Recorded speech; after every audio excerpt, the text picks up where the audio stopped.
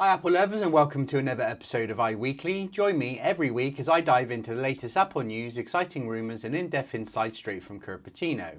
Whether you're a tech enthusiast, a loyal Apple fan or just curious about the future of technology, this series has you covered. This episode looks at the news from my trusted sources from the week commencing the 29th of September. Coming up, we have 26.0.1 releases, Logitech officially launches new MX Master 4, iPhone 17 Pro demand surges, iPhone 17e, all the rumours so far. Apple's new Crossbody Strap accessory sure seems like a hit, and Apple Watch and Mac Mini no longer listed as carbon neutral after greenwashing concerns.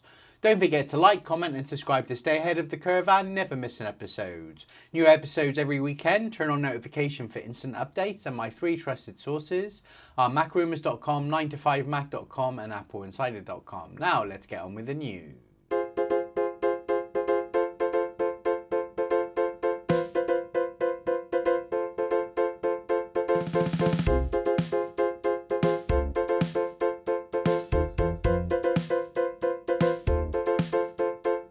Okay, so starting on Monday the 29th over at macrumours.com, Apple releases iOS 26.0.1, which fixes Wi-Fi, cellular and camera issues on iPhone 17s. I'm not sure what else it does for other models. Now, I'm surprised it didn't say anything about battery improvements because actually my first week with my iPhone 17, it's not been horrendous, but certainly by 9 p.m. I'm having to put power saver mode on at 20%, which I wasn't used to on my Plus. It is a little bit better, but then I did just get a really fast charger as well, so I'm kind of like, doesn't really matter now. It's insane how fast we can charge it.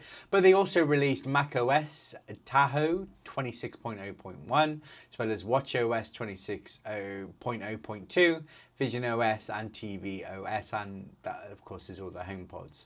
So that has come out after about a week of the new iOS. Then over at 9to5mac.com on September the 30th, the Logitech MX Master 4 has been announced. It's much the same as the Master 3, which I'm rocking and I absolutely love.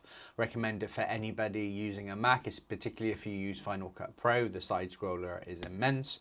Bit of a different material on this. There's also haptic feedback on the side button, which I must admit I'm not in the habit of using. However, it's a solid one, and actually pro users for me on Macs will always use this mouse. Is it enough of an upgrade from the 3? Probably not, but it's still all good that they have announced it.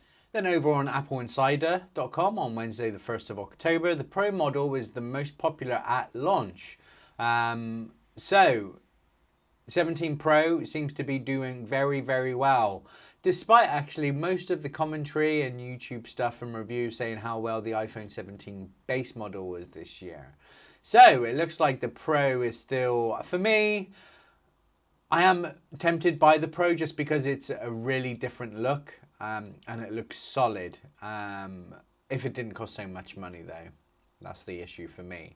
However, it's doing well for demand. Then back over on macrumours.com on Thursday the 2nd of October, some rumours about the 17e. Of course, it did come out in spring this year, the 16 year, so it might follow the same one. Display is pretty much going to be the same. It's more going to be a processor bump up to the A19, just like the iPhone 17s. And if it's going to be dynamic island or notch, probably notch, because the whole point of this is the SE version of the phone. Let's see what happens.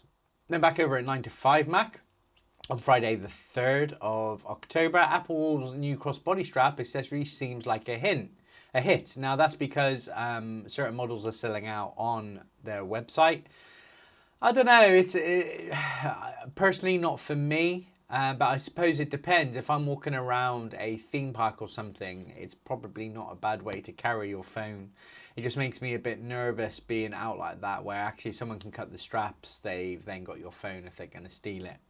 Anyway, it's an interesting accessory, and it's nice for them to do something different for a while, but apparently it is a hit.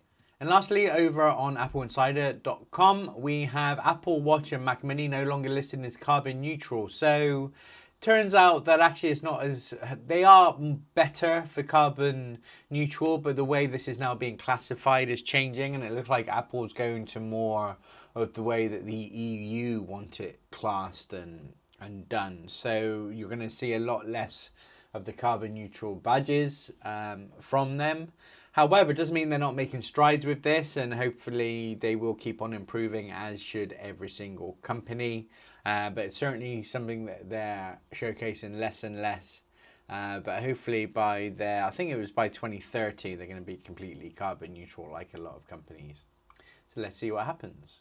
So that's everything for this week's news. Please check me out on social media at Instagram and Threads at TechHubWorldUK, and check out my website at www.techhubworlduk.co.uk, and I'll see you on next week's news.